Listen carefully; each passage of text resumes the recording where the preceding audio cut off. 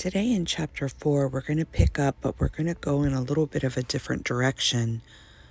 I feel like you guys have been really moving along with me so beautifully, but I know that the first 3 chapters have been very meaty and heavy. So I thought it would be a good, fun place to start to add chapters of how I engage with each of those on the other side, and really start to let you see how this plays out in my reality, which also gives you an understanding of how this plays out in the psychic realm. So one of my biggest advocates on the other side, as I've mentioned multiple times, is my birth guide, Bernadette. Birth guides are really interesting because they are experts, if you will, in their area of what they deliver. So for example, a birth guide is typically seen next to someone throughout their entire incarnation if they've chosen to seem to have a path similar to mine, one that needs some support and engaging right from the beginning. We all have birth guides, yes, but some of us have birth guides that stay by our side through everything, through thick, through thin, through every experience. There may be other guides that come in that are experts in certain areas of life, such as you would hire a lawyer who specializes in divorce if that's the process you are going through. It's no different with our guide system. So for example, although Bernadette stays very close to me, right now I have a newer guide that's come into my experience. She's a little bit more firm. She's a little more strict. She's very much, let's sit down and move through some of these topics and let's put these in a video and let's get this done kind of mentality, where Bernadette can be whimsical and fun and playful. She also has taught me so much and literally has been with me since the first breath in this vessel. Getting to a name is often what many people reach out to me for. They want to know who their guide is so that they can specify and connect with them in a loving way. What's interesting here is that I don't always get guide names. They often speak to me in vibration, not in words or tones. So although our human self wishes to have that experience, it appears that often we aren't meant to have that experience until we are. So if I connect with someone who's wanting to connect with their birth guide, and all I'm getting is a tone, I will tell them, I'm sorry, I'm not getting a name, because I'm not going to sit on a call with them and try and repeat the tone with my voice. It sounds like a porpoise or a dolphin. It really does. It is a high-pitched frequency, and that frequency is a tone. I started here with this today because I want to take the tone a little further and explain why it's so important. I think all of us have these moments where we're moving through life in our vessel and we'll hear a high-pitched frequency. It feels as though something is calling us, or we have a little bit of tinnitus in the ear. I hear many clients say this to me on a spiritual path.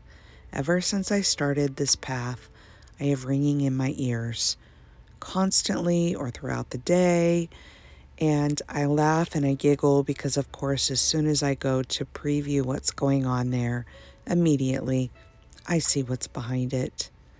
It's the guidance system, the God Squad, the birth guides, the angels, the archangels. They speak in high-frequency tones, not in voices. Now, of course, when we're starting down this path, like everything, we wish for clarity. We want it to come through. But think of this like a radio, one of the old-fashioned ones, When I was very little, my grandmother Helen had a radio in her kitchen. It was one of the old-fashioned ones that you had to truly tune in. There was nothing digital about this. It was completely the most beautiful old radio I had ever seen. It was wooden, had some embellishments on the front. and it just made me feel at home when I would see it in her kitchen. Now, there were times where she would go to turn it on, and all I would hear is a high frequency background kind of white noise sound that would come out of it. That white noise is very soothing to us for a reason, by the way. Don't let me forget to talk about that.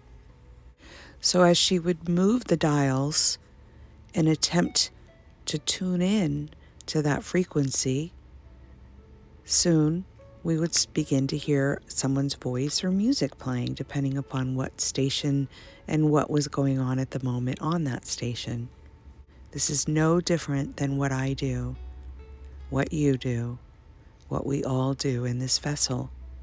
We're continuously using our autonomous systems to fine-tune the frequency or the vibration, and yet we take it perfectly for granted. It's why we can discern voices of other people apart from each other. We each have a vibration and a frequency. No two voices or frequencies are alike. It's fascinating. We can hear someone's voice and think it sounds like someone, but even if we don't see them and we just tune into it from a distance, we may say, oh, that's not them. It sounds like them, but it's not them. And we don't even notice we're doing it. It's such a beautiful gift, and we don't even stop to thank it for doing what it does. Again, nature has this figured out. They use frequency. They use telepathy. They use all of these things. We say they're lesser than because they don't know language, and that cracks me up. My dog has a bigger vocabulary than anyone I've ever met. We speak in profound, distinctive conversations. Often, I don't even understand the words that are coming through in frequency because they are way beyond my own vocabulary. We're really funny creatures, us human beings. We think that everything has to be so complex, and we also think that we are the wisest being here. We go to the zoo, we look through the glass walls between us and the apes, the monkeys, the gorillas, these amazing beings, and it's no coincidence that they're staring at us like, what are you looking at, jackass? You're here again, huh? You think I just sit here and don't have a mind of my own? Lady, I have a mind of my own. And yeah, the bananas are good, but it's all they give me. If you threw a steak in here, I'd probably love it. We're just hilarious, us human beings. And that's all the stuff to get out of the way. That's all the stuff to notice. That's all the stuff that's untrue. This 3D dreamscape is a liar. There's not one thought here I've yet to find since my near-death experience in 2008 that isn't a lie. Even Kelly, the idea that she is a separate person is absolutely the biggest farce I've ever heard. But again, this goes way beyond this chapter, and I digress. As you guys have gotten used to by now, the 3-year-old comes out, she wants to play, and she loses her space and her thought, and it's perfect. So Bernadette and I do a lot of work together. We really do have a continuous conversation going. It's no longer like I call on her or I ask for guidance. The conversation is ongoing. It's constant. Like we talked about in chapter 3, it may mute and it may become more what we call audible. Audible requires ears, and this is definitely not using ears. It's an inside voice. It's an inside, internal experience, just like everything else. It's why we call it inner visions, inner support, inner guidance. None of this is happening outside of us like it needs to in the dreamscape. It's like that whole dreamscape is a cartoon. And imagine that cartoon is on a flat linear surface, like a cartoon strip in the newspaper. Now imagine you cut that strip out so it's one thin line of that particular cartoon, and you roll it up from one side to the other. You take that strip that you've cut out and you just roll it. Now, flip it upside down and unroll it. See it flat on the table. The back side appears to have nothing, right? But this other side, this flipped up version, keeps going. It's as if you've flipped it over, you've looked at it, and now instead of going side to side, there's depth. If you lean over the strip and you look down upon it, it keeps going. There's no end to it. It's as if the desk that you're looking at it on has a big abyss, and you put your eyes over that and you peer into it and there's nothing there. Just abyss, boundless. Be careful, you might fall into it. That's what happened to Kelly. And down that abyss and that rabbit hole is where she continues to fall. Bernadette's voice, Bernadette's guidance is continuously audible here. It echoes throughout the abyss. The clarity is as pure and as pure and as pure as it can be.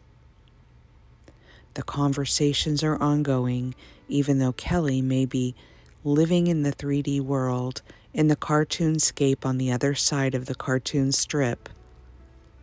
It appears that the bigger aspect, the witness, thisness, is always tuned in on the flip side, or the converse side that has no sides at all. Yet, as you noticed, it required the cartoon for it to play out.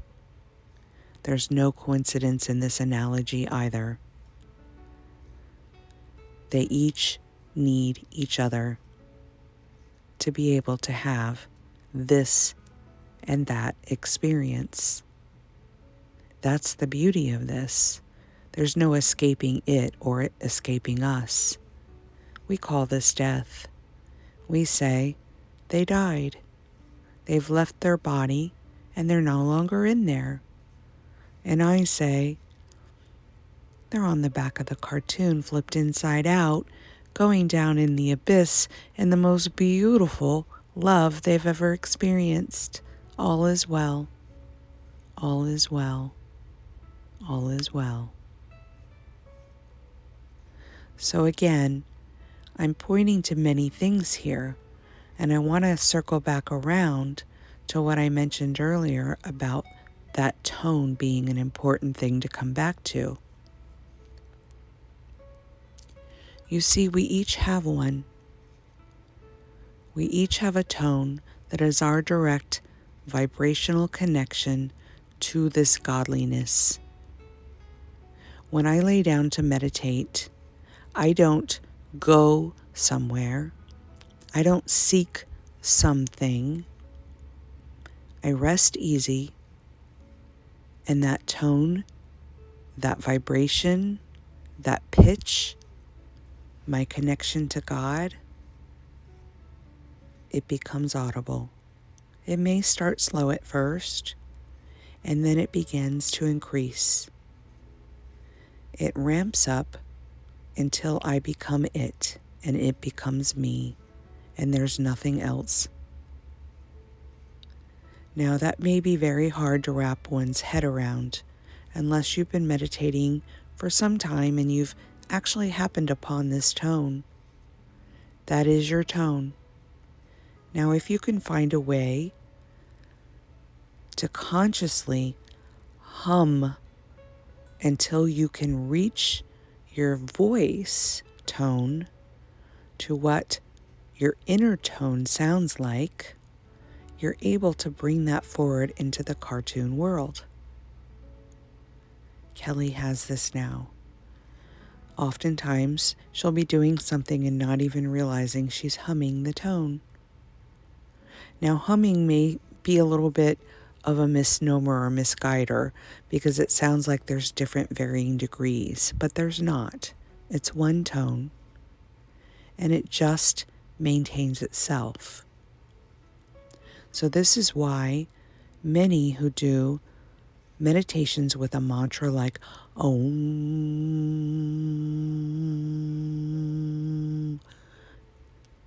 become so incredibly peaceful when they do that. You will notice their voice moves to a specific harmony within itself, a specific volume, a specific key tone, and it is repeated. There's no coincidences here in any of this, you guys. It just gets more and more delicious. And the cartoon world becomes so much more fun when you learn how to play in it, when you learn how to toy with it, when you learn how to balance within it, and when you learn how to escape it without feeling the need to escape. So I hope today's sharing is a little more lighthearted and a little bit easier to compress after the last 3 chapters. We wanted this to be a little more whimsical and a little more fun so that you don't think this is all arduous hard work, and so that you also don't get into mind traps.